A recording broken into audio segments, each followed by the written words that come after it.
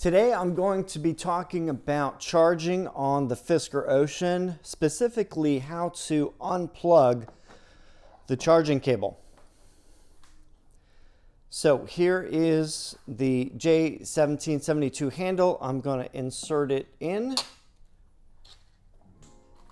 When it starts charging, you'll see the LED light turns green.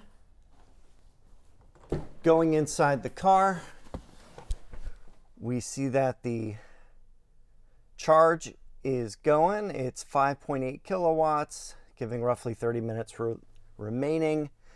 Here's the center screen. I have it set for 80%, which is pretty normal for daily driving. It's currently at 68%.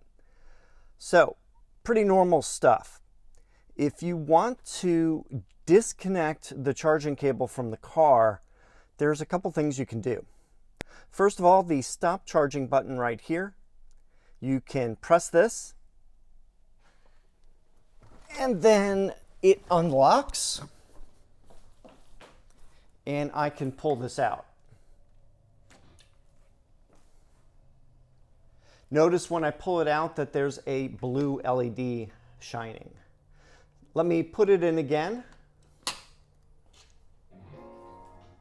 And it starts charging. Now let's close the door and lock the vehicle with the key fob.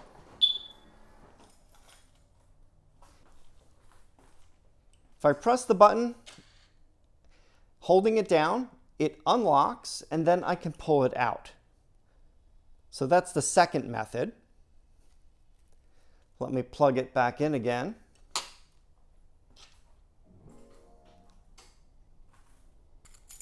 Another option is to take your key fob and press the unlock button twice. And notice that the light turns blue and that this is now stopped charging. So I just simply press the button and it comes right out.